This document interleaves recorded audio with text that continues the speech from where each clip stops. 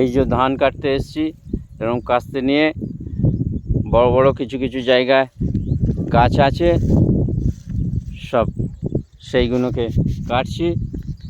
আর এইভাবেই ধান কেটে, যাকে বলে শীষটুকু কেটে নিচ্ছি, কারণ এত ভারী আমি নিয়ে যেতে পারবো না।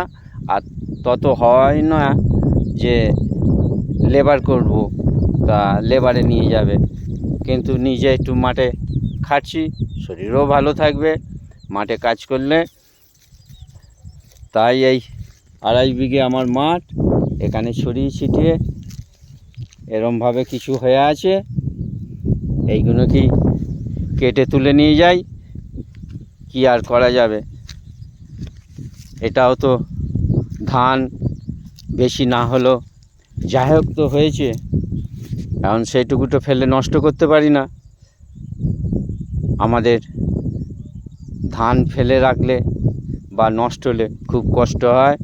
বন্ধুরা, কেমন লাগলো বলবেন।